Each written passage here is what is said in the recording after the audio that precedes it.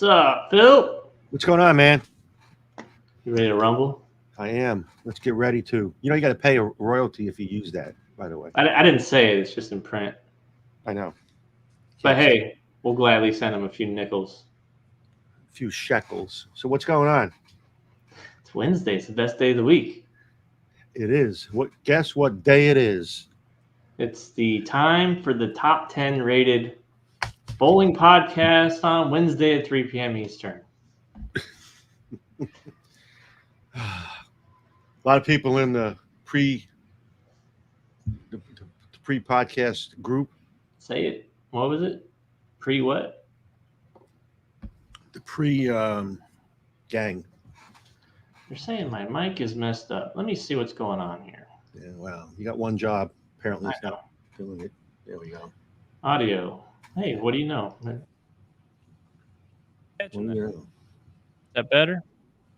Thank you. I liked it better before. I know. I think I had it off on that way last time too. So my bad. Okay. All right.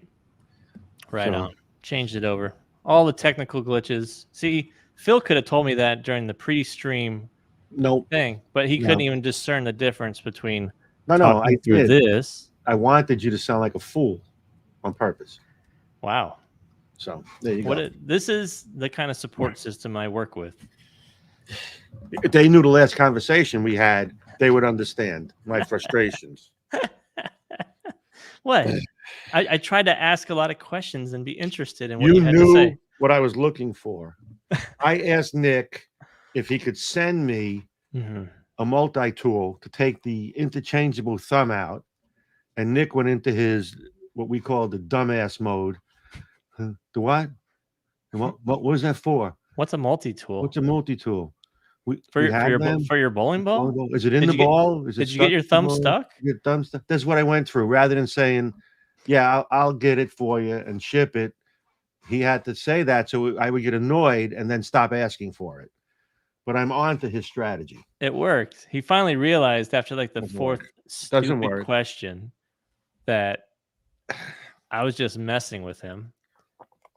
And I was like, yeah, of course I can get you a multi-tool. Of course. It's from Ultimate, right? Yes. And you can send it to me here. All right. You want it shipped there? Yeah, please. Can you send me that address? You know my address. I don't know your address. If I did, somebody knows your address because they've shipped you all sorts of cool stuff. I'll send you. I'll text you my address. So today's show is sponsored by Sponsored by. Wait, is it Clear Magic again? Are they back as our sponsor? It's our national sponsor, Clear Magic. It's brought to you by Clear Magic. Today we're going to talk about Radico's past, present, and maybe some future. I think if we get through this entire show without you spilling the beans on what's coming out, it'll be a miracle. Or accidentally slipping it'll out be of your mouth. Miracle.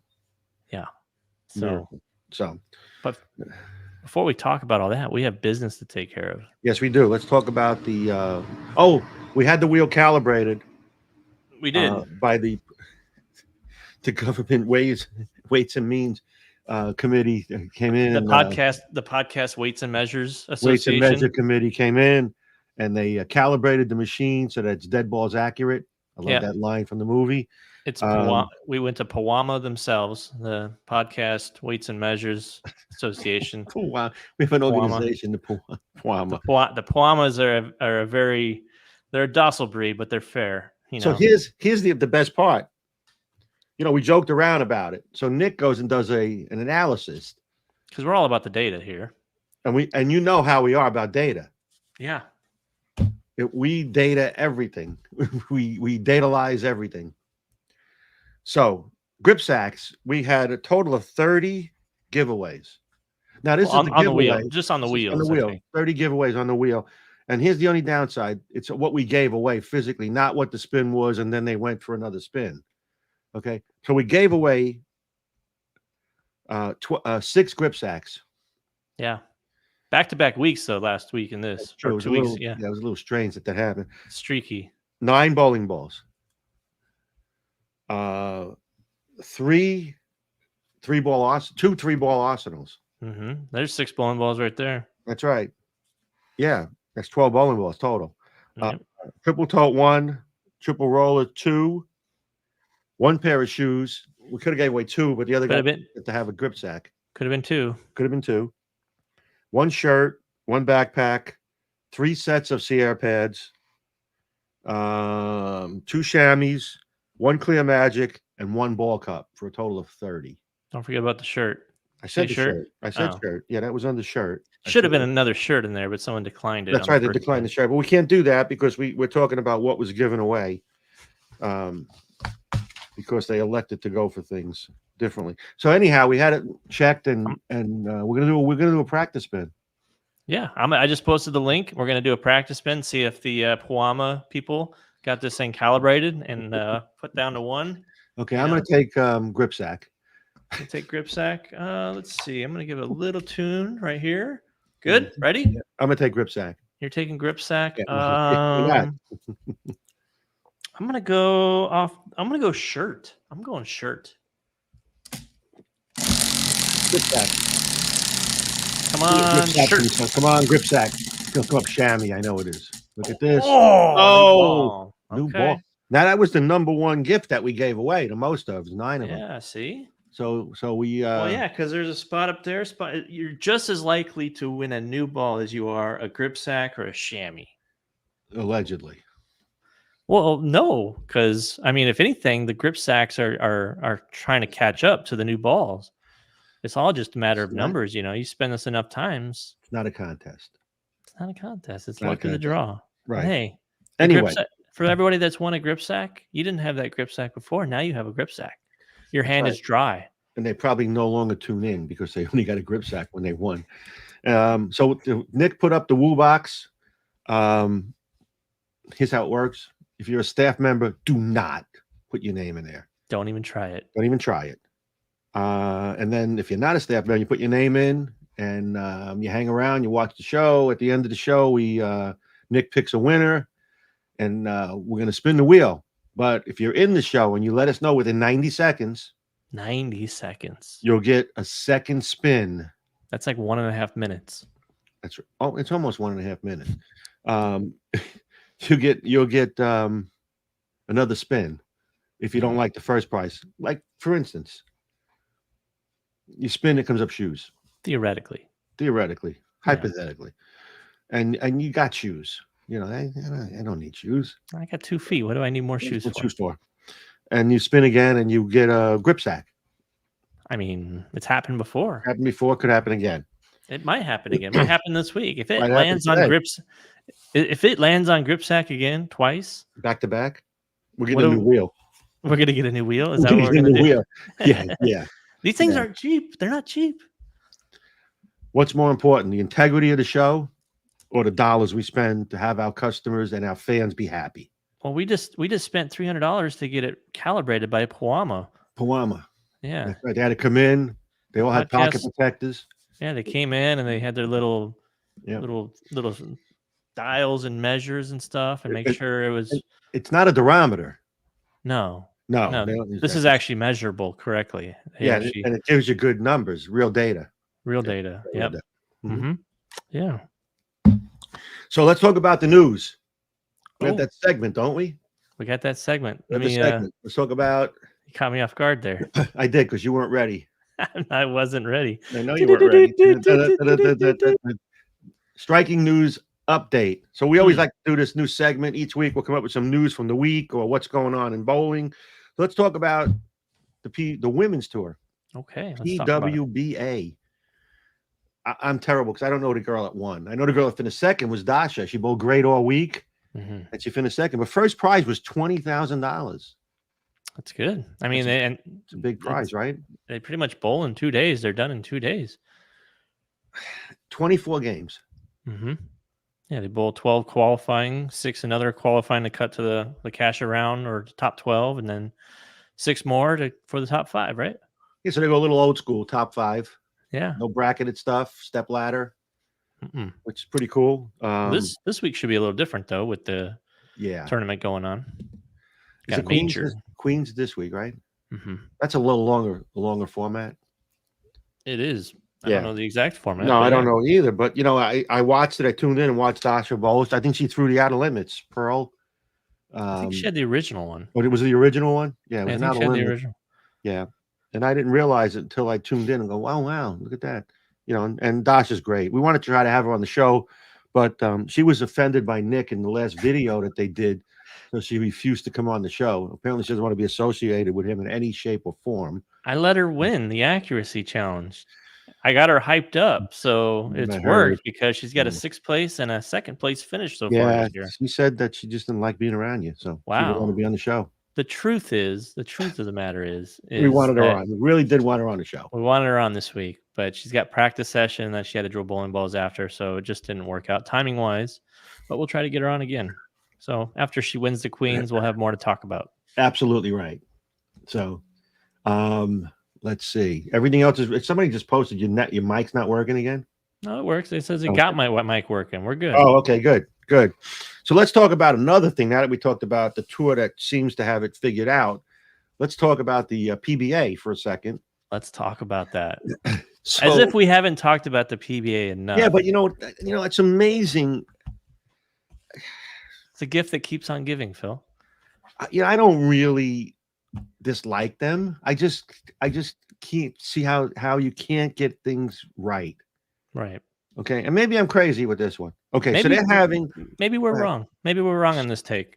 Could be wrong, But here's what I'm wondering. So they're bowling a senior tour now, and they have some days in between before the next one starts. And Chris Kean, who's our staff member, Radical staffer, both senior tour, is a proprietor, and he owns Lehigh Lanes in Florida. So you go on the PBA website, you click on PBA 50 or click on regionals, PBA 50 regional, Lehigh Lanes, and it's on string pin. Okay, so they're having a regional on string pin. Okay. The first thing you click on when you go in to look at the schedule, it says, please be aware that this will not count as a regional tournament. But it's in that section. On the PBA website. Under regionals. On the PBA website, under regionals, in that section, it's not a PBA title. And they're not getting prize money either. They're just going to get gift cards to like Five Guys and Best Buy. That's not true. They're getting it. How? I don't get it. Right. Why would you have a tournament that's listed as a regional on your website that you're not affiliated with, or are you? But it's not a title. So if you win that, it's just I won a local tournament that had all the PBA 50 bowlers on it. I mean, you go down the local trophy house and you get a little trophy made up for yourself. I don't get it. I don't get it. Yeah. Is it a tournament or not? It is a tournament. You're bowling a tournament, and it's on you. It's a PBA tournament, but it's not. It's a PBA tournament. No title. It's not like it's not the first time that they've had events that didn't count as titles. They've had them on national TV where they don't. No. Those are made for TV tournaments. Right. Where they select 10 bowlers or 12 bowlers. I got it. Yeah. This is an open tournament. Anybody who's a senior can bowl this tournament. My question is, do you have to be a member to bowl the tournament, or is there still a non-member fee? I don't know. That's a good question. I didn't even look. I could have looked that up. Yeah. So here's the other thing. So you don't get any points either. No points, no title. You'd be lucky if you cash. PBA regional, it's called. They're not going to cash 1 and 3 anymore. It's now 1 and 6 with and then the handicap with a handicap division and a handicap division. Yeah. I think somebody should live stream that tournament. I would love to see it. I think they're gonna. I think somebody is. Okay, good. Yeah, it'd be interesting to see. So anyhow, what's interesting about it is everybody's up in arms about string pin, and I don't have a dog in that fight. So what do I care, right? I really don't.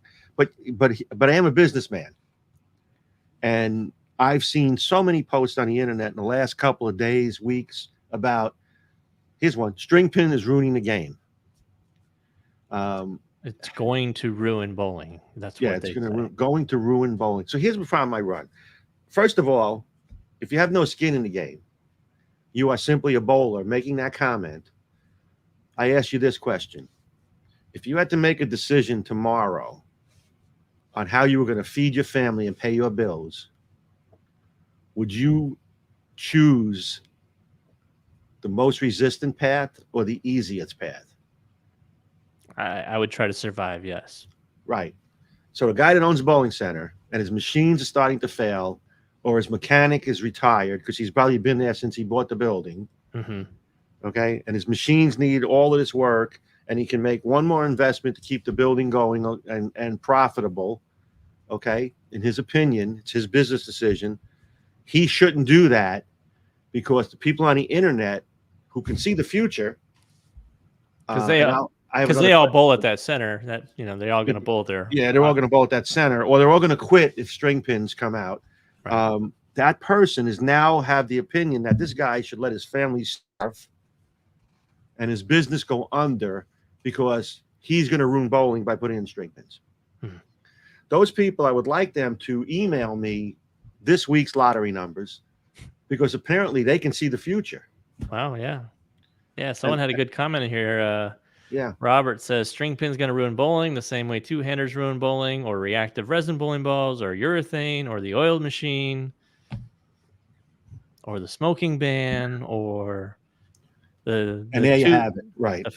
Or the two-party income for the household. Right. Everything. Yeah. It's all string pin. So you know what? Lighten up with these people on the internet. Lighten up about this. You have an opinion. And, it's the same people that say, well, I like it the old days when you had to be accurate. And that's the same guy who couldn't get the 5 out. Yeah. When he bowled. He sucked then.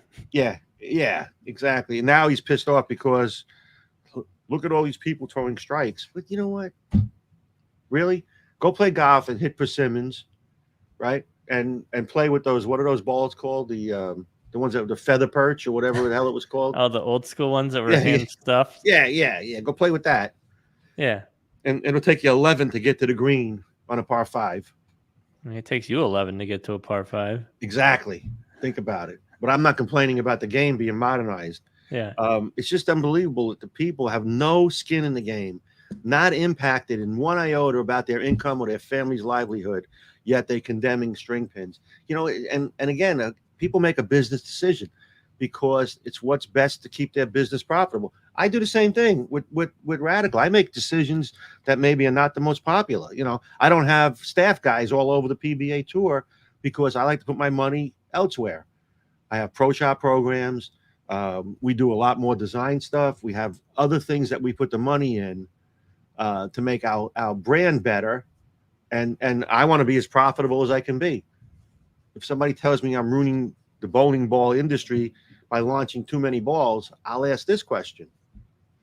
How many people in the pro shop business have customers walking in and ordering the same ball again after they bought one a month or two ago? It's nearly 0. 0.025. Exactly. So if you have that situation where no one's coming in, unless it's a new ball, then you would be out of business. But yeah, we're making too many balls. Right. So I just want everybody to know that Phil's putting all you internet trollers on notice. Just lighten up. Don't be a troll. We don't have that on our group.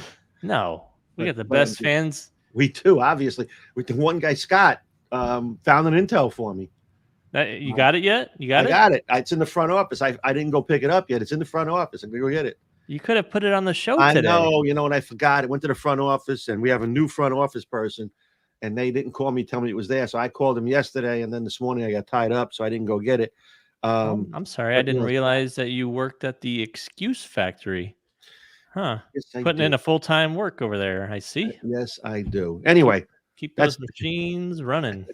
That's the news for the week. That's the news as we see it. As we see it. So we're going to talk a little bit about Radical.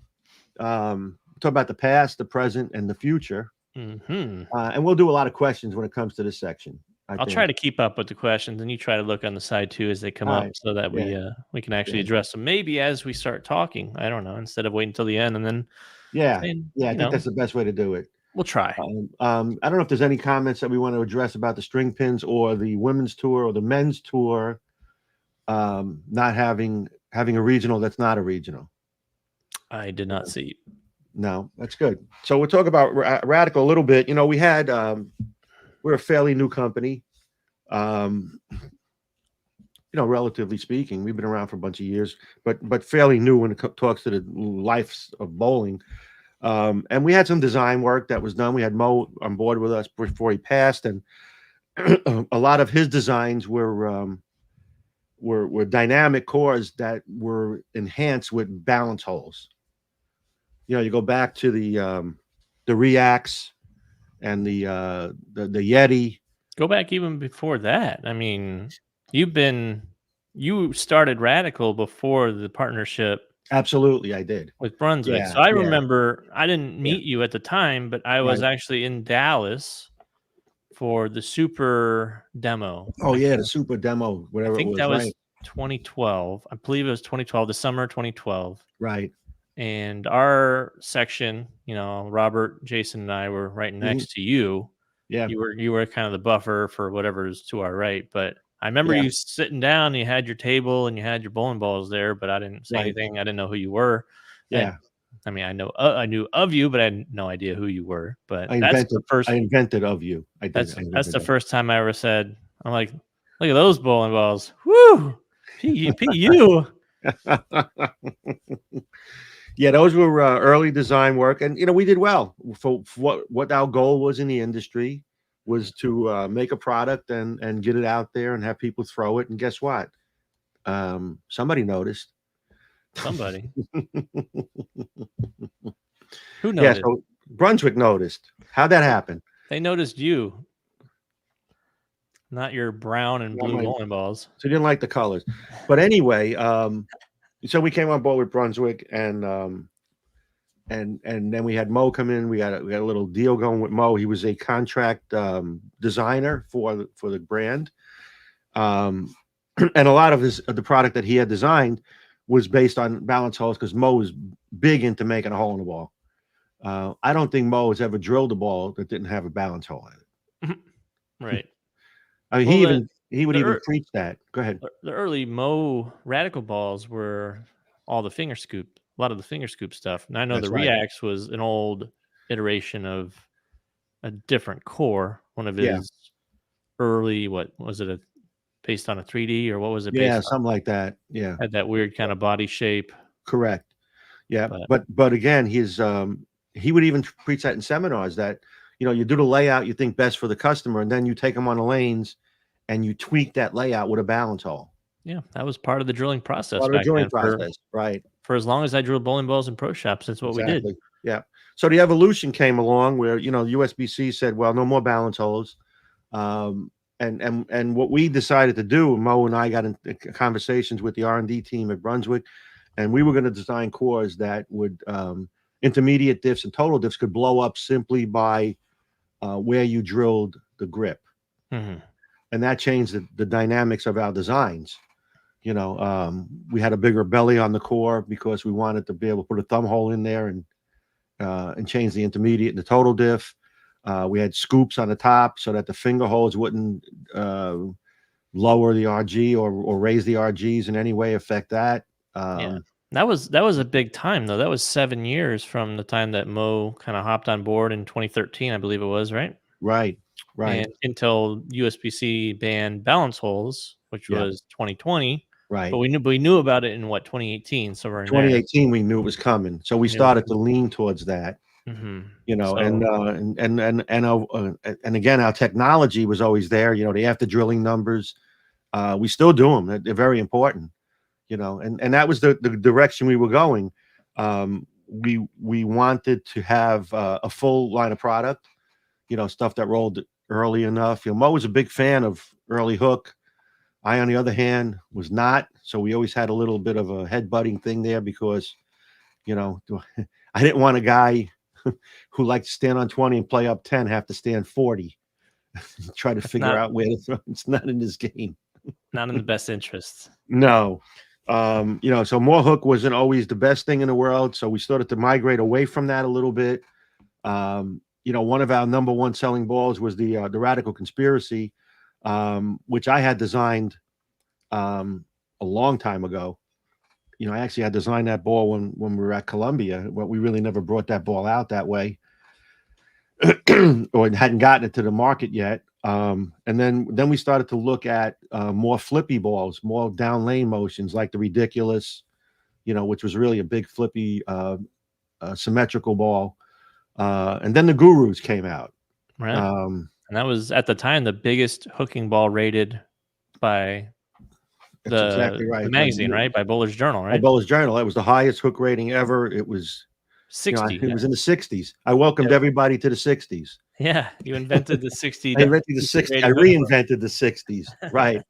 Exactly. And that was another ball that had to have weight holes, because people always ask us now, what are you guys doing? What why don't we have? Yeah, because that ball only started with an 040s diff. It was a high-end ball that started in the 040s, and it didn't blow up until you added the extra hole and did the right layout. Yeah. Yeah, exactly. So, that's the way we had built them in the past. So the transition was a little bit different because we had to get away from that and figure out some of the technologies that it took to blow up intermediate and total diffs by just putting gripping holes in them and where you put them. So, so that was a big step. Once we got into that and became real smart with that, we had balls come out like the Squatch or the trying to think of the other one that the main one that comes to mind is the Zigzag with all the moment arms. I think that's the big right. What I was going to get to that with the Squatch with the two moment, it had 4 moment arms right on it, and the number one drilling that we recommended was to draw a line from the pin through the CG 6 3/4 and put the thumb hole there. Right. And then you can shift the pin any way you want it, because once you put the thumb in that spot, you were definitely drilling into a moment arm. Right. And you were going to have the most dynamic motion you can get out of that ball. And that's how technologically advanced Radical is we actually created a ball where the CG actually matters to a certain degree. Exactly. We said, wait, all those things you said about CG not mattering, it's like it kind of matters, because if you want to take out mass right in this symmetrical ball, you had to have a line. If you wanted it, put the thumb hole in that line. Yep. You'll drill through the moment arm. If you don't want to drill through it and lower the diff or maintain the diff where it's at, and shift it away from it. Right, you can drill in between. So instead of going, because all the moment arms were at 45-degree angles to each other, so if you went halfway between the two, you knew you were going to hit one. If you drew that one line all the way around the ball and drill another one 90 degrees to that line, you would have the 4 quadrants, and you drilled in between them. You could not touch. You would not blow up the diffs as much. You'd move them a little bit, but not a lot. And that led to the Zigzag. But I know we skipped some balls in between the technologies. Yeah, we'll jump around a little bit. Yeah. This isn't a chronological order. No, I'm not doing it by week. And then May 3rd, 2017. We did. No, we're not going to do that. So, we sort of learned from the previous ball that we make. And that makes us much smarter. I mean, obviously it does, because we know we build for the environment. We know what's going on in the industry, and we know who our customers are. That's why I don't put a whole lot of stock in the TV, the need for TV exposure. People like to do that, but you watch TV show now, and 500 is like a low rev rate. Right. It's not human. I'm not sure there's a lot of customers that are 500. I'm sure your trios league, three people throwing the ball, don't have 500 combined in some of your teams. It's exactly right. If you think about it, right? I mean, especially the team you're on. Especially the team I'm on. So, yeah, your specs on Throwbot for Throwbot's characters. Yeah. I took a guess at what your specs were. So I think the rev rate's a little low. 13.5 and 175. So yeah, that's a little low. I think next time you're here, we should do it. We will. I will. And the problem is, and here's something, this is a little bit off the topic, but when people look at their rev rate and their ball speed, I wish my rev rate was 175. Mm-hmm. It could be. I wish it is, But it's I mean, not. I tell you, I know it's not because it doesn't match my ball speed. If you just hit it a little harder, you can get up to 175. You think that's how it's got to go? I think so. The problem I have right now is I think my rev rate is too high for my ball speed. My ball speed is very slow. What do you think your rev rate is, if you had to guess? I don't know. I couldn't even guess. You think it's 250? I think it's a little more than that. You think it's more than 250? I think it's a little bit more. Not much, but a little bit more than that. You know.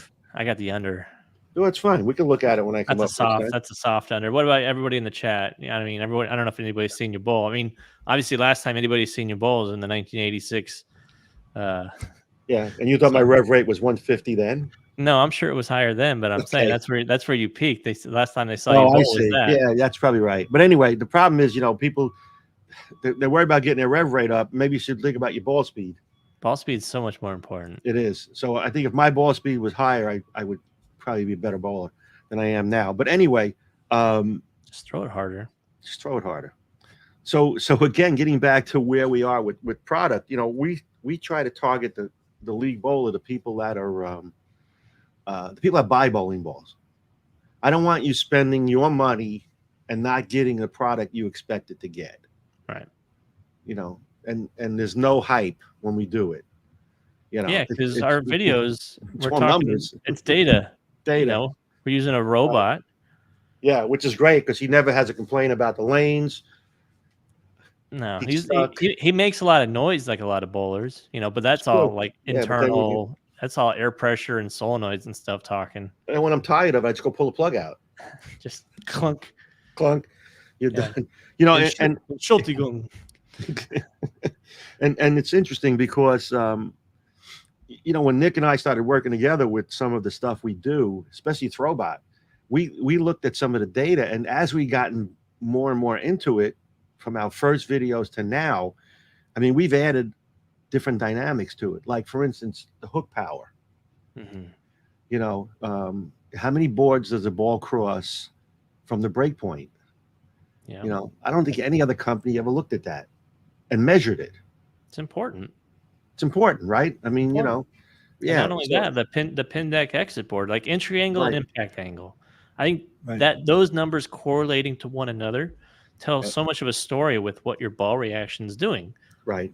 So if you have a ball that's going down there and you have like a 3.5 degree entry angle, and all of a sudden you have a 6 or 6.5 degree impact angle, you're like, wow, that ball is really flippy. But I see it as your ball missed the spot. Right.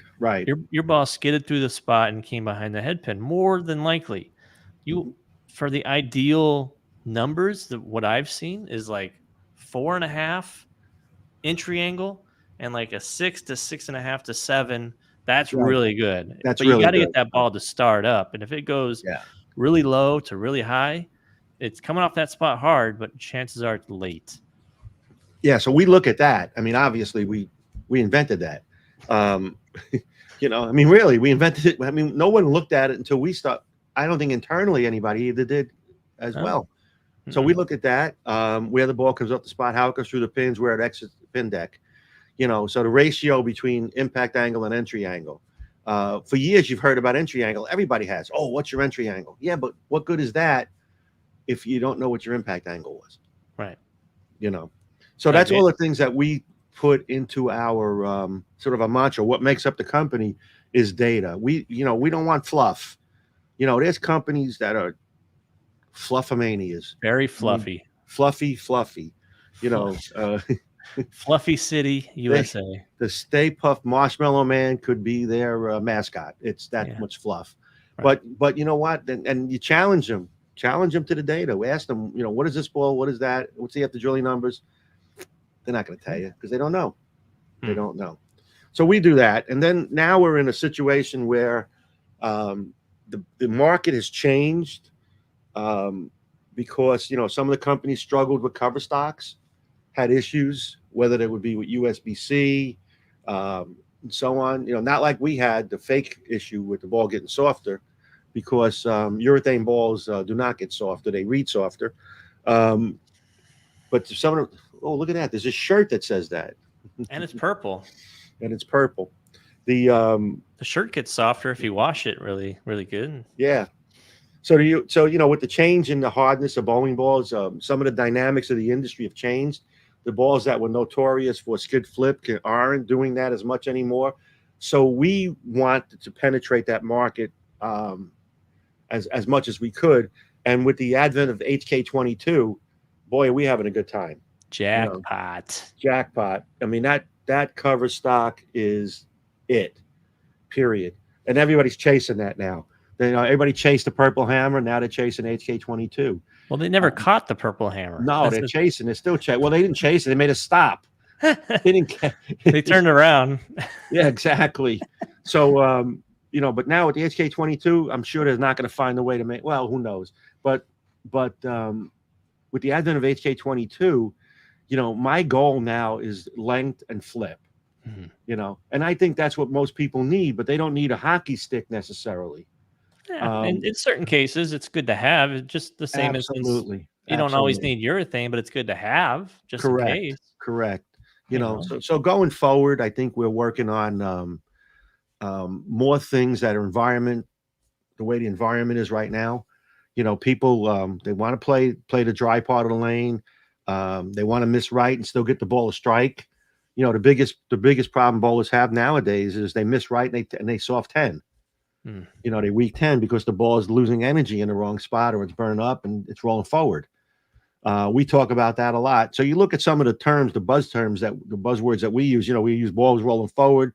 We use entry angle and impact angle. We exit the pin deck. We use words like that to make sure. Go ahead, it's not fluff. They're data points. They're data points, exactly. Yeah. Yeah, it's not marketing. It's just not saying, "Oh, yeah, we got 7 degrees of impact angle. Well, look at us." It's like that's what the ball did. Yeah, and we show that in every video. Yeah. And the chart that's behind that, I know you guys don't get to see it. Nick and I look at the chart, and the chart it's overwhelming. There's so much data on a raw data file. Yeah, how many points are measured on the lane? 60. 60. Yeah, so it's measuring ball speed, position.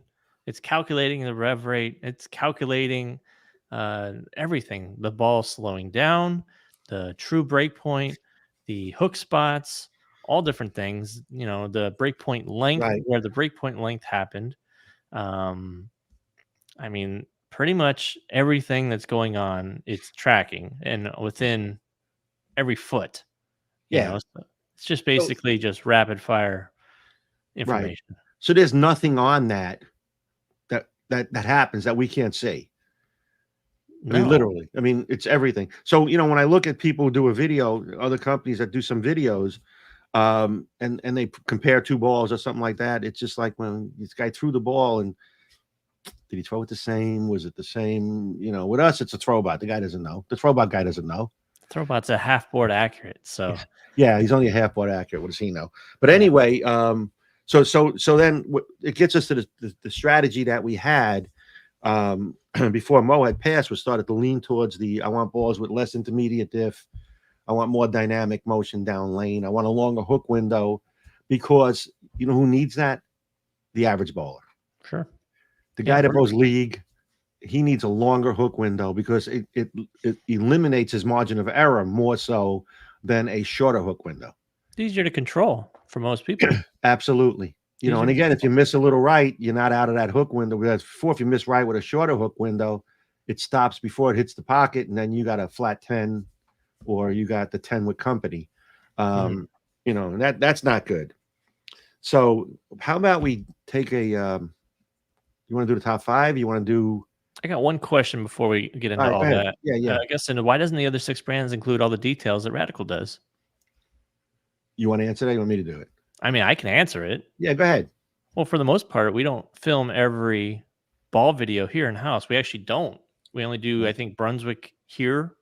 We started to do some more Deviate stuff, but Track's filmed on location, Hammer's filmed on location, Columbia's filmed on location. So Specto isn't available everywhere. It's not just something you can go to any center and get the data. It's only done in our 6-lane house.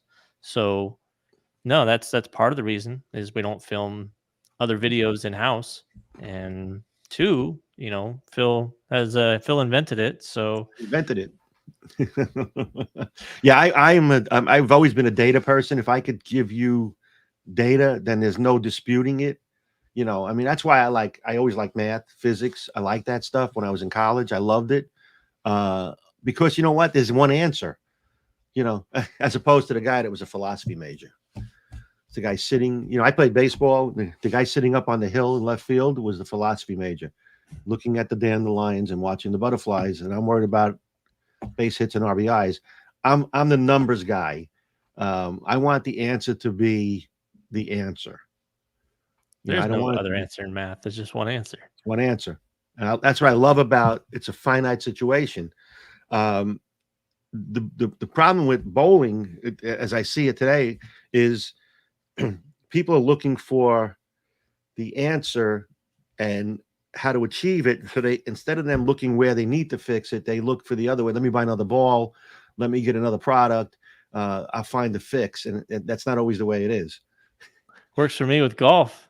I was just going to say that some people, it's not the putter, it's the putter. I got it on order. It's brand new technology, brand new everything. And I tell you what, and you ask, like, why did you get another putter? And I'll answer it honestly. You wanted it. Because the last one didn't float very well. That's why. It didn't float very well. He threw it in the lake. But, with bowling, I'm the guy looking to put the pieces together, and I'm going to help the customers as best we can. If you think about the drill sheet, and if you use it properly, it's the answer is there. It's in the numbers. Mm-hmm. You have to, first of all, and this is the part maybe hurts, and I hate to say it's a little philosophical, but it is. If you think about it, you have to be true to what you are and what you want before you look for a solution. And in the case of bowling, we put all the drill sheets together. We give you after drilling numbers.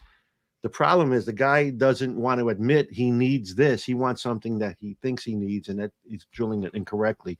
I tell people versatile drilling, there's the smoother drilling, and people want big flip. Well, that's not maybe what they need. We put the other options on there for a reason, and we show you how to get to them. Intermediate diff, total diffs on a drill sheet. If you had a ball that's discontinued from 3, 4, 5 years ago, look at the drill sheet for the radical ball. Look at the drill sheet. Look at the after drilling numbers. Find a new ball today and look for those same after drilling numbers. Mm-hmm. It may be a different drill pattern. It'll be have to put the pieces of the puzzle together, but the answer is in there. You just have to solve it. Yeah. And that's what we try to put all the data out there for, so that we can support the average guy. I mean, you watch bowling on TV, and the guy's got a 520 rev rate. I'm sure, I throw it like him. I want that ball with that layout. Find out what layout he has. Exactly. I think what's really important is to figure out what you've had success with. So it comes down to, like you said, after drilling numbers, cover stock type, surface. Right. Not in that particular order. No. But say, hey, I've had a lot of success with pearl bowling balls that are asymmetric, that maybe are right in the mid-range. They're not super high intermediate. They're not super high flaring. They're maybe like a zigzag. It could be a zigzag ball. Right. And how am I going to drill it? Well, look at the numbers after drilling. What have you had success with? Match it up. Right. Match it up. You want something that's going to enhance your game, not something you have to work against. Right. Because if you're bowling against ball reaction, that's a tough opponent when you're trying to beat your ball roll in your ball reaction. If you're fighting that, you can't win. You can't win. You're not going to win. No, and we got it's funny. I don't know if Lorenzo, he's one of our staff guys down here. He's a good bowler, really good bowler. But he's really good playing parallel lines. Okay. He's really good at it. And last week he wanted to drill an outer limits pearl. And then he says, I want to be able to play deeper with it and open the lane. I mean, well, wait, that's not the right ball for you to do that. When do you do that? When do you do that? And he started laughing because I know you're going to tell me that. I know you're going to tell me that. I said, if you want to practice it and learn how to do it, you got to get a stronger ball so that you can get in and float it to the right, and it's just that in your mind, you have to have a picture of what you want to do. And we're here to try to help. And that's what we're trying to do. So, we don't spend a lot of time, with the fluff and marketing. We'll tell you exactly what the ball does. And in order to prove it, we show you a video, we show you a graph, and we show you the numbers. Yep. You know, I'm going to post the link one more time. Yeah, we're going to cut to our top 5, and then we're going to get back to some questions. Yeah, we'll talk about a little bit of future stuff for Radical, what's going on, and I'll try to not to tip any names of new balls. Don't. Yeah, it's a dangerous territory for me. It's bad. This is why we don't talk about that kind of stuff, because I'm banned from that. You can't trust Phil with any kind of information. Let's talk about the Woo Box. Put your name in there. Staff members do not do that. You know who I didn't see today was Ian. He must be watching one of the. They're hot in the season right now. So that's why he's glued to the TV. He's probably got like 4 screens up. I'm telling you, he probably does. Yeah, he's got his what's her name? Caitlin Clark. Is that her name? Yeah, he's got her Caitlin Clark jersey on, and he's sitting there. I heard that the reason that they're no longer flying commercial like the WNBA is because Ian was like tracking him down at the airport and was like just hounding him for autographs. He was going from city to city. He's following him from city to city, like waiting for him at baggage claim. Say, oh, hey, sign this, sign that. Hey, it's for me. I swear. I swear it's for me. Don't put Ian on it, but it's for me. So in the Woo Box, put your name in the Woo Box. Staff members, please do not.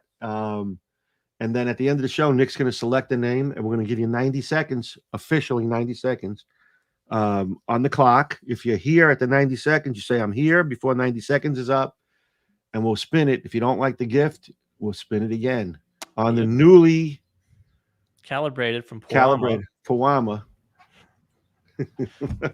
Podcast Weights and Measures Association. And we'll give you a gift. Let's talk about the Nick's got a top 5. I don't even know what it is, so it's probably something I'm going to be offended by. Probably, but hey, if you're offended, then they got a word for that. Yeah, there you go. Snowflake. This one I had fun with. Oh, I bet. This one I had a lot of fun with. Let me tell you. Let's see. Let's get this back down in here. Top 5 Philisms. Everybody knows that Phil has his sayings and quirky lines. And if you know one of them, put them in the chat. What are your favorite Philisms? We've done this podcast for over a year now. So he definitely has his one-liners. He has his favorite lines. So put them in the chat. We're going to go through the top 5. And I did not consult with Phil on these one bit. At all. Believe it or not. Did not. Believe it or not. But hey, he's going to be like, hey, that's true. Yeah, I said that. Yeah, okay. Yeah, you got me there. All right, number 5. Go ahead. Top 5 Philisms. You know, when I worked at insert ball company name here. It's true. You know, when I was at. Yeah. Started a few, didn't I? And worked for a few. That's true. Yep. Number 4. Go check out the Radical fan page, group, website, LLC. He's still trying to figure out the difference between groups, pages, and websites. He doesn't know the difference yet. It's kind of endearing. It's not important that I know that either, by the way.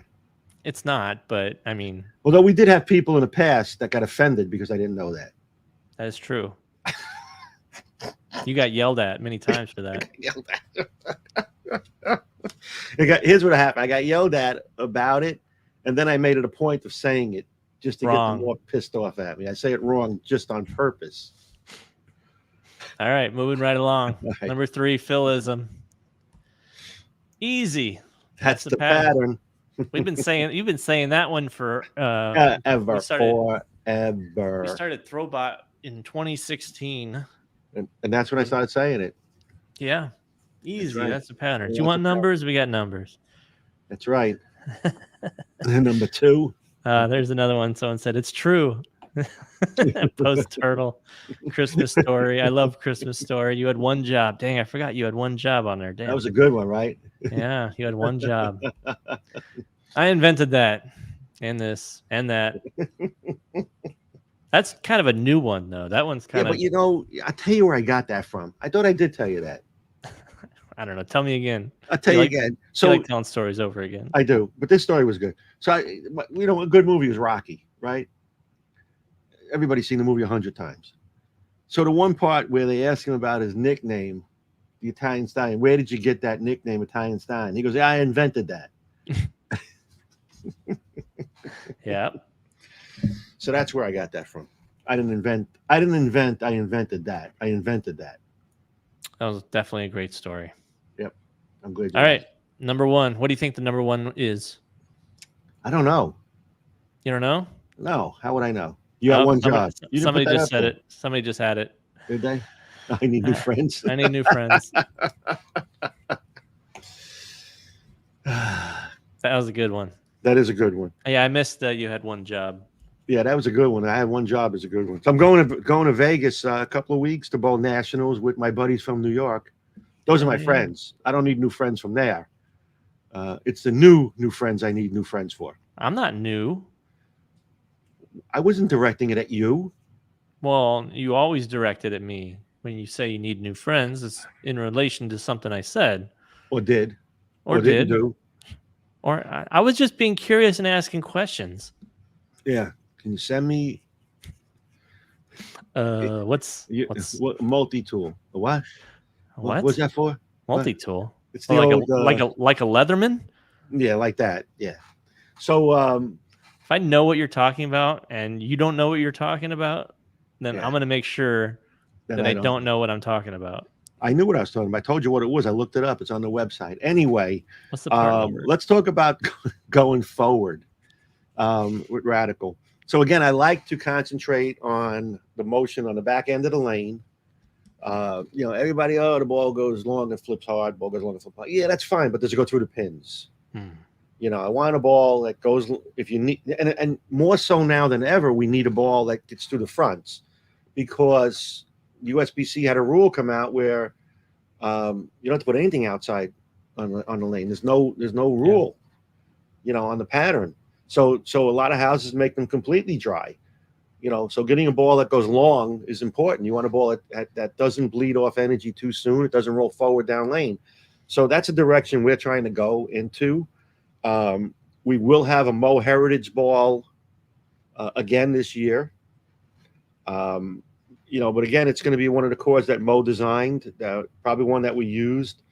The new cover stocks, the HK22 covers, and another, and I'll touch on that in a little bit. The HK22 covers have opened up a myriad of opportunities for us because it's so versatile. We can do so many things with it. We can add so many additive packages to it that it becomes a different animal.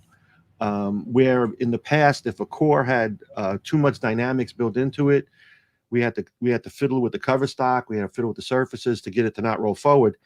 Now we just tweak the HK22 and it gets it to the spot down lane. Yeah, and that's where the additive packages really come into play. Right. Where for a while there, you didn't even name your cover stocks. You didn't even say what it was. You just said Pearl. Exactly. What was that? It's Pearl. You were like you were Monty from Major League. Marty? Yeah. Monty. Yeah, fly ball, caught. That was your. That was it. That was it. That's all you can do. Well, how about this one? Finish, Matt. Matt finish. Who's Matt? Matt finish. So now we have so much more technology. We have different sanding processes. All of these things we take into consideration going forward. So yeah, we'll have the Mo Heritage cores in there, and again, I got to be honest, we're going to run out of them. We're not getting any more. The biggest addition to the company right now, when it comes to the dynamics, was Steve Freshour coming on board. Steve was the core designer for Mo. Mm-hmm. Mo would give him concepts, and Steve would make them become a product. They would be reality. He gave him the perception, and he delivered the reality. Yeah, we talked about that the last time when Steve was on about the napkins. Mo all the pictures he shared. Crazy. All the pictures he shared with us, right? It's nice to have that concept, but you don't know densities, RGs, differentials, where the core has to be placed in the ball. All of that's not on a napkin. No. And that's where Steve comes into play. And Steve designed some great balls for us. I mean, he started with the I think one of the first ones we did to him was the Outer Limits, where he did it on he has a computer program that he designed that predicts ball motion. It's fantastic. The Outer Limits was the first one. The hitter, the zigzag. Touch on the zigzag for a second. Here's a ball that's got a 45 total diff and I think it's a 14 or 15 intermediate 15, diff. 15, 3-to-1 ratio to 2. And when you drill that ball, you can blow that intermediate diff up to almost 30. I got mine over 30. You got just because I used the ring finger that doesn't have the grip, so it took a little different part of the core out. But yeah, Mine jumped up to like 032, 034 after drilling. Yeah. You see, and that's unbelievable because now here's a ball that you can do, and you talk about people drilling the same ball, more than one ball. Here's one you can do that with. You can have two wide difference in performance balls, probably the widest range in the industry. I'll go out on a limb and say that drilling the same ball just differently, and you'll get the biggest difference because of the dynamics of the core and the way Steve designed it so that the gripping holes blow up the differentials, or you can dumb them down. So you're saying that the layouts matter? The layouts matter. I did say that. Sorry for getting brain matter on my webcam. Right, exactly. Sorry about that.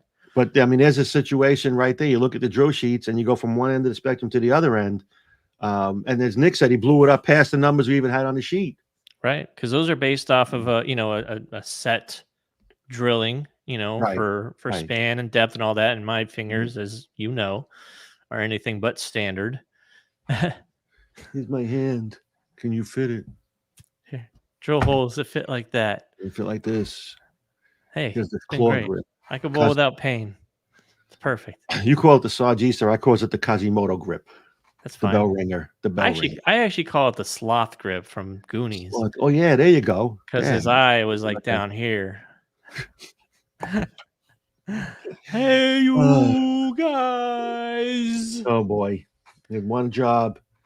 So anyway, so that's the direction we're going. We got Steve working hard. And what Steve is building for us is an arsenal of the future, meaning whatever ball we come out with next is a stepping stone for the next technology. Right. And then you go into the chemical side of it. We had every iteration up to HK22. Then the HK22 is here with all the additive packages. Now we have a ball coming out this year. It'll have a different cover stock on it. Oh wow. Yeah, and it's a variation of one we used a while ago. What is it? I'm not going to tell you because then I would have made the mistake of divulging. Okay, but I was testing you. We've gotten to the next level on a cover stock that we had used in the past. We took some of the knowledge that we have now, that the chemists have used to develop the models of that we're using now. And use some of that in the older version that we had in it and made a whole different animal. There's a couple of balls coming out. Real quick, sorry to interrupt. You got 2 minutes to get your entry, and I just posted the link one last time. You got until the top of the hour to get those entries in. If you're just tuning in, there's the link. Sign up. If you're on staff and you're watching us, don't sign up. Do the opposite. Just sit there and watch the show. Thank you. Exactly. We have 2 balls coming out to be announced the end of this month that have a lot of uniqueness to them, and look for them. It's something that we've not done before. I'm excited about it. I'm excited about both of them. So we should have a lot of fun. You want to take some questions? I'm ready for questions this time. Did you look? I looked. I've been sitting on one waiting. It's going to be the first one. All right. Eric says, someone online was saying the ball roll from Throwbot isn't realistic because the ball is spun up to the rev rate before it throws the ball, and humans can't do that. Any thoughts? I have no thoughts on that. I don't. So there's really no difference between applying the rev rate before the shot and letting go, because once the ball touches the lanes with that rev rate, there's essentially no difference. But you also have to take into account one thing. We do these videos with 3 different speeds and rev rates as a demonstration, not a coverall for every single type of bowler out there, because we always get asked, hey, why can't you put more tilt? Why can't you change the axis rotation? Well, there's 2 different kinds of modifications you do to Throwbot. One is mechanical, and those are the hard ones. Those are the ones that cover your axis tilt and your axis rotation. So those ones are very hard to do because Throwbot is a almost 30-year-old machine, and the parts don't really like to move around very much. And then if you move them, you have to recalibrate them back. The easier ones to do are the ball speed, which is done by springs and a brake system, kind of a neat little brake system in the system, and a computer program that allows you to input rev rate, and loft. So we can change the loft position, we can change the rev rate, all on the computer screen. And then the speed is generated through the springs and the brake system. So those are very easy to do. The hard ones to do are tilt and axis rotation. And when this machine was built, the motor was designed in a way that you can increase the tilt a certain amount, but you can't go crazy with it because the motor is actually sitting on the front of the machine. And as you increase the tilt, it's going to point that motor too close to the ground and can actually possibly bottom it out. And I don't know if you know this, but this is a very expensive machine, and we're just not going to try. I'm not going to be that guy that has to go to my bosses and say, hey. You know that multi-million-dollar machine we used to have? Yeah, so I tried to increase tilt because a bunch of internet guys were saying that we needed to throw more tilt on it. So it's broken. Don't worry. It's only like 3 or 4 pieces, but is there a way we can get another motor maybe? Yeah, no, exactly. Right. So that's the story of Throwbot, and I'm sticking to it. So once again, it's a demonstration. We give 3 different bowler types. It's not meant to be the exact bowler that you are or that was considered average. This is going to give you a look at the ball at 3 different speeds, rev rates, and typically parts of the lane. Yeah. And that's what we're trying to do is give you I've had people call me up and said, I'm if Britney Spears and Mark Wahlberg were married, that's what I am. Somebody's in between the two. And that's what we're trying to get you guys thinking about. I like to play that part of the lane. And I am typically a stroker. So we have a stroker in there. You call them what you want. I mean, I don't even know if they use those terms anymore. It's like a power play or a stroker, Yeah. So. Yeah, we don't even reference whether they're matched or anything like that. I mean, some players are more matched, some are more speed dominant. Right. But we try to give you a picture of the ball going down the lane. The fun fact of it all is like Keanu Reeves, he's actually speed dominant still because 20 and a half off your hand, 625 for most patterns, that's too much ball speed. The ball, unless you have a lot of surface on it to slow it down, like he struggles when we get to these shinier medium range bowling balls. Exactly. Like to get the ball to slow down because the ball just shoots right past every single time. Yeah. So it is so hard to get that ball to face the pocket sometimes when Keanu's throwing it. I tell you what, Joey Pants chimed in. He wanted to know when his spare ball's coming. The Joey Pants quicker picker upper polyester ball. Customers that fill frames want to know. That's what they do, and you know what? That's I will tell you, we're working on something along those lines. It's funny because everybody wants to buy the big striking balls, and what Joey's alluding to is people want to fill frames. You got to keep the ball in play. That's why we do an arsenal. That's why we have different intermediate diff, different total diff. And again, it's funny. I've said this 100 times in the past. You got to stick to what range you fit in. I don't drill anything with a big intermediate. I just started drilling asymmetrical balls literally a couple of months ago, where I would actually take them and use them. And how did I learn that? I learned that because I invented the pin down drilling for the internet. Now you're going pin sky high. That's right. Now I'm trying the other one. I started doing drillings on. I drilled 2 sneak attacks. I'm still working on the test. One is 60 by 4.5 by 20. And the other one I just drilled was 40 by 4.5 by 20. And I'm going to drill 120 by 4.5 by 60. And, the pins are getting closer to my ring finger to be under it soon. And I'm just going to see how the balls roll. And maybe I'll do a video. Maybe. Let Ed, do either of you put on clinics? Yeah, every Wednesday at 3 p.m. we're putting on a clinic. Yeah, Eastern time, 2 Central. That's right. We might have cracked the top 5 after today's show. I don't know. It's a good one today. I think it is. I don't know. At some point, we're going to have to call ourselves the #1 rated bowling podcast on Wednesdays at 3 p.m. Yeah, exactly. I think we're gonna drive out the competition, and we're going to be #1. We might be the only one the way things are going. Who knows? That's fine. That's still #1. #1. That's how we got there. Right. It's not. They can only rate you if you're there. If you're the only one, that means you're #1. Now we don't particularly do clinics though, per se.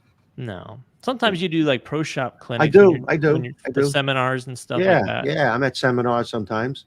Mm-hmm. I do stuff like that. Yeah. I don't do any formal clinics. I have my YouTube channel where I do some educational videos. Right. And pretty much every review, like I guess I've been told I have a way of kind of incorporating education into like ball reviews, like making adjustments, talking out adjustments, so your mother told you that? My mom told me that. She's my number one fan. She I actually bet she would be. She has to be. Well, yeah. But, what'd you get your mom for Mother's Day? Put you on the spot. What I get my mom for Mother's Day? Yeah. Got her a nice card. Cheap ass. Wow. My mom watches this show. Relax. That's why I'm saying it. You should have bought us something. I'm going to see her in July. She's coming for a visit. Okay, good. I'm glad. And maybe I'll come up when she's there. I can meet your mom. That'd be great. You want to try to organize that? I'll tell you when. I got to come up anyway, right? Yeah, you do. I do. We got to do some Mondays rundowns. That's fine. Radical rundowns. Any more questions? Yeah, there's plenty of questions. But we're going through all the top 5 stuff right now where everyone's guessing all your philisms. The other one I missed was, it's funny. It's funny, but it's funny. You always say, it's funny. It's funny. Funny how? That's all you say. You always start a story. Yeah, it's funny that. Yeah, it's funny. It's a funny story. Funny. Hey, see, you could do a top 5 next week with Nick isms. You can do all my quirks. What? Do what? What do you need? Where? Huh? How? What? All right. Michael wants to know, does Radical have layouts, drill sheets, and after drilling numbers for no thumbers? I don't think we do that yet. And we're behind the curve on that one. And that, it's just a matter of I'm not in any way saying that no thumbers are important or not important. It's just there's so many things on the list to do. You had one job. I had one job. Maybe I'm going to write a little note. Maybe we can do that. I got to get with somebody. I don't know who. I put that in Phil's suggestion box many, many moons ago. And like all my suggestions, it just got dumped out and put in the waste bucket. I just wrote it down. It's important. I just hope I don't throw this sheet out. Okay. I wrote it down. Well, I mean, Steve watches these. So, Steve, if you could do some. Yeah, you're right. Maybe Steve can help us with that. Well, yeah. Well, then you got to figure, it's not going to be as easy as just taking the thumb out and then figuring out the numbers. That doesn't work that way. No, it doesn't work that way. So it's going to take a little more to it. Now, here's my next question. Michael, are you with no thumber? Because if you're not, I'm going to kill you for bringing that up. He's campaigning on the behalf of others. Yeah, that's what I need. You guys should make a ball that does this and goes down and that. Really? Is that something you would? No, I can't throw a ball like that. No, I don't like that ball. I don't even throw Radical. Yeah. Exactly. Let's see. Richard says, is it possible to drill a ball not Sarge Easter so that you have one hole drilled for a grip and the other one without it? How would it affect the numbers? It wouldn't affect it that much. I know you're talking about like no grip, one with grip, one no grip. No, I mean, the difference between the hole you're going to drill and then the 30 seconds is, you're not drilling deep enough one. Well, you could drill deeper. I mean, you can bury your finger hole. Yeah, you could. But just the amount of mass taken out between no grip and it's negligible. Right. So really no difference there. So I mean, Thorbot doesn't use grips, because that'd be a waste of grips. What is he is he a no thumber? He doesn't use no his hand. thumb. Yeah, exactly. Yeah, that's the other one. That was like the guy that called me up that time. I'm gonna say this is funny. Okay, here it really is. A guy called me up one time and said, again, I want to drill patterns for no thumbers and everything. And I go, okay, well, where should I put the pin? And I go, well, where's your grip? Because I don't use any holes.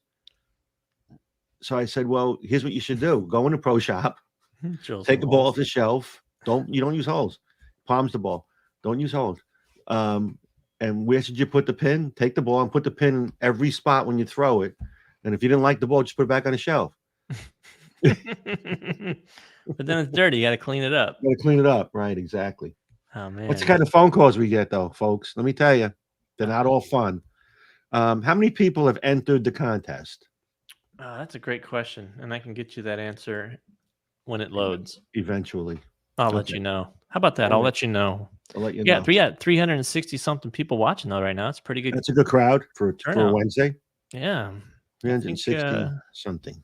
360, 370 is going up. Wow, 371. Yeah, Can we get to 400? No, everybody who's jumping in, stay in. That way we get over 400. If we get over 400, we won't give out a grip sack today. No. I promise we won't. We'll spin till we don't give out a grip sack. If we get to 400, we'll spin until we don't give out a grip sack. If we double grip sack, is that what we're saying today and today we'll only? keep going. We'll keep going man. until we don't give out a grip sack. That's really funny. I don't think it's going to happen. I don't think so either. That's funny. Yeah, we have 341 entries. Obviously, entries are closed. It's past the top of the hour. Right. You know, and if you're watching this and it's not live, you know, you're watching this at night sometime, you know, and wondering why the contest link doesn't work for you. And it says, because we only do it during live show. It's the only way we can do it. There's another. I'm trying to go through all the. There's a lot more. There's a lot more comments than there are questions. Well, that's good. People, I hope they're enjoying the show today because we are. You know, we talked a little bit about what we're going forward. There's some good stuff coming out. And somebody asked about on the 28th. Will that be the time we talk about new bowling balls? I think we can, right? Possibly, yes. Yes. We'll let you know. On the 28th. Next week, we won't have a show. Got a week off for the podcast next week. What are we going to do? Maybe I'll get a guest. I always say that. I'm going to get a guest and replace you. Yeah. How bad is that? Dasha's your friend and she won't come on the show. I mean, she's only bowling one of the biggest tournaments in the world, but yeah, you know. She didn't say, oh, man, maybe I could squeeze that in, or I'll go drill the ball earlier, or, you know, the practice session's 2 hours. I really only need about an hour. No, she said no. It was a hard no. Yeah. It was a hard no. Yeah. So. A question for you, Phil, and you can answer this one all you want. I'm gonna go pick a winner and make sure it's all loaded up, ready to go. Counterattack Pro with dynamic core and H would be well here. Okay, so the counterattack. So when you have a ball with a lower total diff like the counterattack had, you're really not going to get a lot of dynamics out of it. Okay, so you're going to have something similar to what we have in the sneak attack. Putting dynamic core in is going to raise the price, so that probably take us out of the price point that ball was in. So then I would be doing like what other companies do, is they take a low end ball and they call it something else and charge you more money. You know, I'm not sure that that's a good thing to do. The counterattack was replaced by the sneak attack. So counterattack started out as a rack attack. The core got changed a little. Became counterattack. The counterattack became the sneak attack. So we're probably not going to see the high-end cover stocks on it because they're more expensive. And that would simply not make that ball price point as a good financial move on our part. You know, we'd make less money unless we raise the price, then it wouldn't be falling to that price point. So right now we're pretty happy with the sneak attack. It's been on TV a couple of times. It was in the gutter a couple of times. That's okay. It was also in the winner's circle. It was also in the winner's circle at the Tournament of Champions. That's right. So poor See what else we got for questions. See, I got my nickisms. They're starting to say Specto running, of course, like I always say in my videos. Yep, exactly. I got a new video coming out today with all the vibe comparison. Oh, now you plug in your videos on this podcast. I see how this works. Yeah, exactly right. I mean, you're plugging your company. yeah, that's what I'm doing. Yeah, you spent so much time talking about this bowling ball company. Yeah, exactly. What the hell is that all about? Number one nickism, I'm frozen. I'm frozen. I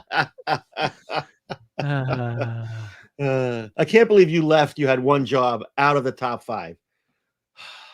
Well, maybe if you put some effort in and put a top 5 out there. I'm giving you all the well, I give you all the material. I give you all the material for your top 5s. You're right. I do. When are you going to nationals? I'm going on the 18th. I get to Vegas, June 18th. You're going right before me, right? I'm going before you. I'm the week before. Yeah, the week before me. Yep. I actually timed it out perfectly so that I'll leave town before I got there. When do you leave? I get in on Wednesday. Wednesday what? The 18th. I'm out of there the 16th. Oh, you're way before that. Okay. Yeah, I made sure to leave some buffer room in case my flight gets canceled. I'll be able to catch the next one. What's the under and over on In-N-Out? Well, I'm going for almost a whole week. I'm taking vacation, and I'm gonna have it at 6. No, I'm going with my girlfriend. And she's not gonna put up with 6 trips. Well, that doesn't mean you won't sneak out. Just while she's sleeping. Yeah, I'll be back. Hold on, I gotta go. It's 9 a.m. I know In-N-Out opens at 10. I gotta get there early. I gotta get there early. I gotta get there before there's a line out the door. Josh says, Nick, we need videos on how you do your adjustments, especially since you don't move your feet, which would allow us to play in an area longer. No, not you don't move your feet. They don't move their feet. Dude, it says you don't move your feet. I move my feet in all the videos. Not you. Not you. On how you do your adjustments, especially since you don't move your feet. Maybe, I don't know. Maybe they're talking about them not moving their feet. Oh, they're talking about when you say, I'm going to throw this one harder, or I'm going to try to hit this one a little harder. Yeah, I talk about those. Well, apparently not clear enough because they don't understand what you're saying. I mean, you got to listen to my videos, not on mute. I think that would help. Okay. But no, I when I do reviews, I start on my left foot on 15, and then I throw a couple shots, and then I move to 20 and 25, 30, 35. Yeah. And then I talk about, hey, I'm starting to move in. This ball's already starting to skid a little bit. I'm going to bring the speed down. I'm going to get around the side of it a little bit more. Well, that's what he's talking about. Yeah, I talk on the side of it a little bit more. I guess they're asking you to do a video. Talk about that. Just the adjustments themselves and like what I do with my hand and the thought process. Okay. Yes. All right. Yeah, that's fine. I could do that. Right. I'm there. I'm there for you. You got requests? I do requests. Let's see. Our Nameless Farm says Radicals drill sheets are awesome for thumbers. Yes, they are. The best there is. Yes, they are. The only ones by Joey Pants. They're endorsed by Joey Pants. Only ones. The only ones in the industry that put that number out. That's right. We do it because you are the most important people to us, the customers. Michael says he's no thumb. Good. You're lucky, Mike. And Radical is his favorite brand. Just so loving it. We're gonna work on it. Like I got it on my sheet. It's right here. Right here. It's on his to-do list. After drilling. I'll try to get. I got to talk to Steve Fresh Hour about that. Okay, talk to him. Yeah, I will. Call him up right now. I've done that before. So, all right. What are you thinking? I'm going through. I'm finishing up questions. All right. Somebody asked about dot technology. You see that one? No. Okay. Does Throwbot need to use tape? If so, what brand? No. The Throwbot's actually the mechanism is like a 2-axis chuck, basically. It's alignment. Everyone always asks, like, why do you drill an extra hole in Throwbot? And he's got a little 1/4-inch hole for the alignment rod that goes in.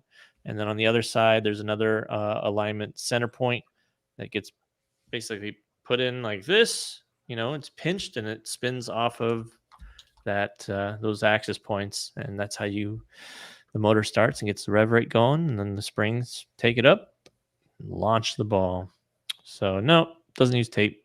Doesn't need it. Doesn't need lunch. Doesn't need. That's the beauty of it. Not to buy him anything. Maybe some the 40 WD-40. Some 30 weight oil. Yeah. Somebody asked about Radical Technologies using DOT.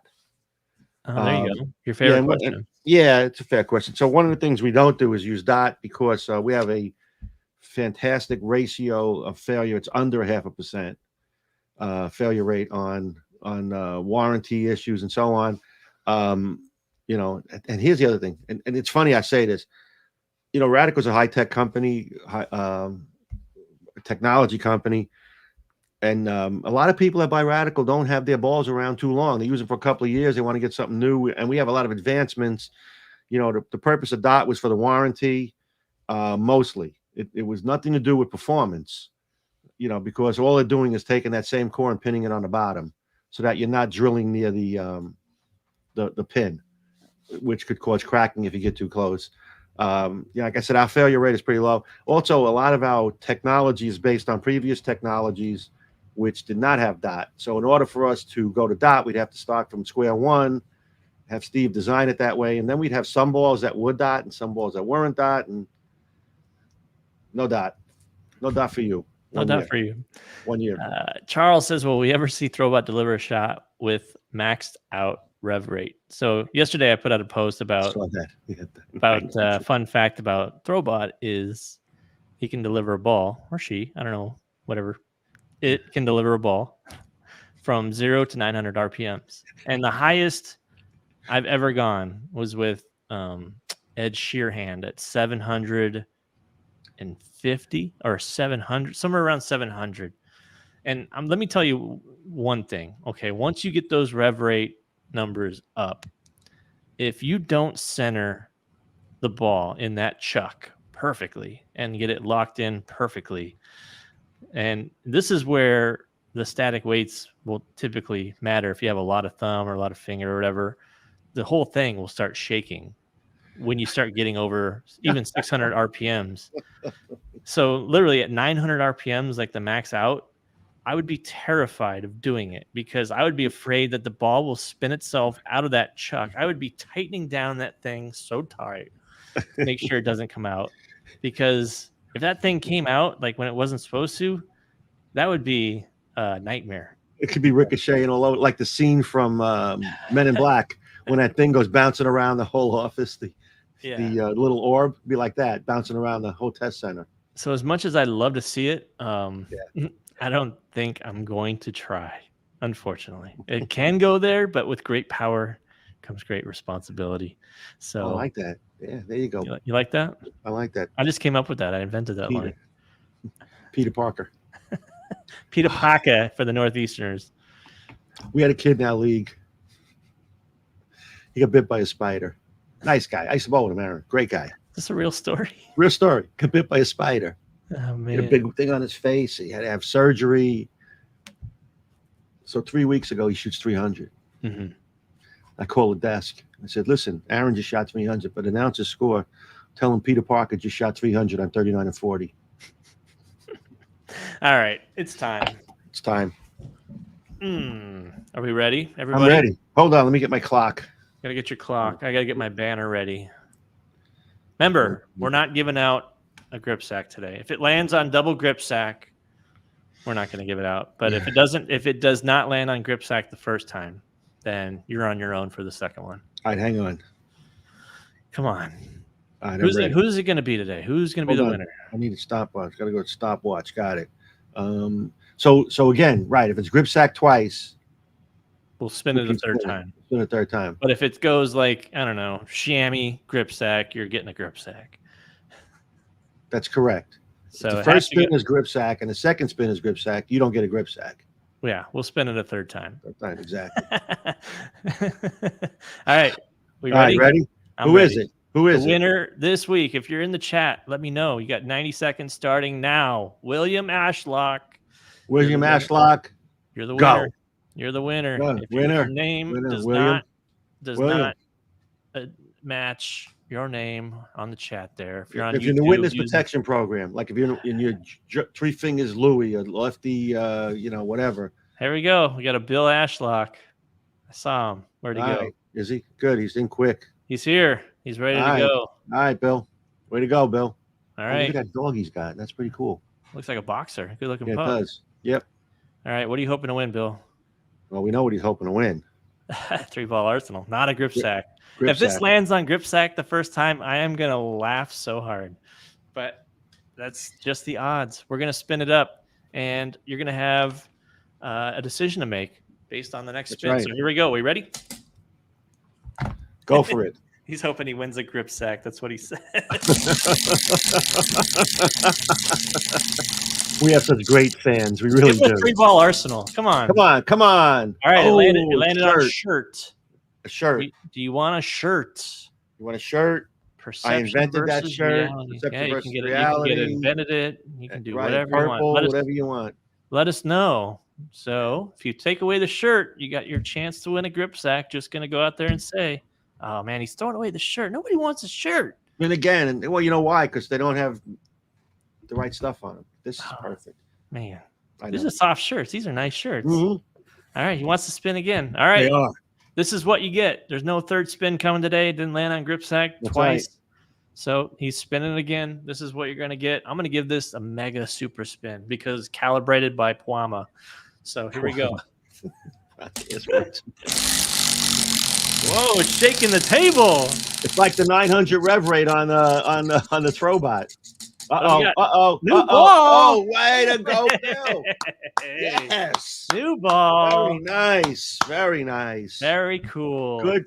Well played, Bill. Well played. Hey, it almost landed on shirt again and in between the grip sack, the notorious grip sack. So now new balls gone to 10. 10 new balls have been given away out of 31 events. We are the most giving awayest podcast of bowling balls in the history of podcast, maybe on Wednesdays at 3 p.m. It's almost a third of the giveaways were balls. Yeah, that's what I'm saying. Like, you got a good chance to win a ball. That's right. And this is better than any lotto that's out there because there's 300 and something entries today, 341. You got a 1 in 341 chance that you're going to get selected. That you're going to get picked. Right. And then it's down to the wheel. It's the wheel is going to decide your fate from there. Wheel. Yeah, the rigged wheel. All right, so Bill, I'll reach out to you after this show and get your information on whatever radical ball you want. What do you think? What are you going to pick? What ball do you want? What are you thinking? What are you thinking? Hey, you can wait till after the 28th. No, you can't. No, you got to pick now. Oh, see, you're already giving away our IRD. Why are you giving away the IRD? Somebody asked if on the 28th we're going to have, and we said yes, we could talk about new balls on the 28th. No, I said maybe. Oh, but apparently now we can. So on the 28th, I guess we're going to talk about it. That's right. He's just not going to reply to my email for 2 weeks now. That's what I would do. But then you'd have to wait another 3 weeks to get the ball. So that's true. That's right. You have to wait a while. Wouldn't be too. Yeah, you're right. Yeah, we'll just do whatever Phil wants. It's fine. Phil, why don't you reach out to him? No. He can pick what he wants. Why don't you the current arsenal. Sorry, I'm trying to be nice to the customers, Nick. Oh wow. Well, I mean, we just gave him a ball, so I think it's pretty nice either way. Yeah, and now you be a what? A multi-tool? What? Do you want the ball or do you want what's behind the curtain? We should have a mystery box. You and your guest can take this 3-day cruise to Somalia. It's a dinner cruise, the Somalian dinner cruise. That's funny. That's nice. Funny. All right, next week with no show. No show next week. Unless I find someone that can replace Phil, which should be pretty easy. Sure can be. Why not? If anybody out there in the chat's still there that wants to join me next week on the show that can speak, a dime a dozen. Yeah. Exactly. Preferably with the New Yorker accent. That way our fans will not be interrupted one bit. It'll just be like, yeah, it'll be fine. Yeah, same. They're all the same. Everybody from New York's the same. So just saying, just to keep the you have friends that, where's Joey? I'll get Joey on here. Got 2 Joeys going to Vegas with me. I meet him there. All right. Well, we're out of here. We'll see you guys in 2 weeks. Mm-hmm. Let me check my calendar. Weeks. Is that good for you? Is that a good day for you? That's actually the 29th, by the way. It's not the 28th, but yeah. The 29th. That's right. The 29th. 29th. I have nothing. I'm going to do a mystery box one of these days. Like, okay, now do you want the... Oh, that's perfect. Oh, you can have this or the mystery box. You have something in there. Well, you have something on a card in there. Right. Oh, that'd be great. The size of the box would give it away if it was a roll or whatever. The box is like this big and that wide. I think it's a 3-ball wheeler. No. Yeah, just put it. Kung. It's like, oh, that's a bowling ball. No. It's a piece of iron. Box of bricks. It's a box of bricks from the backyard. There you go. All right, Nick, thank you. We'll see you guys. Thank you, Phil. Thank you. Thank you. And thanks to all our visitors and fans and chatters. You guys. Yeah, if you like the show, let us know if you like the show. We'll keep doing it the way we're doing it. Of course, we're going to keep doing it. We're awesome. Yeah, whether they say like it or not, who cares? I think we're going to be in the top 5 rating next week. So not next week, but the week after. Right. We might drop because next week we're not going to have any ratings. So we might drop. True. All right. Well, I'll figure a way to keep us out of that. So, all right, all take care. See you. Thanks, Nick.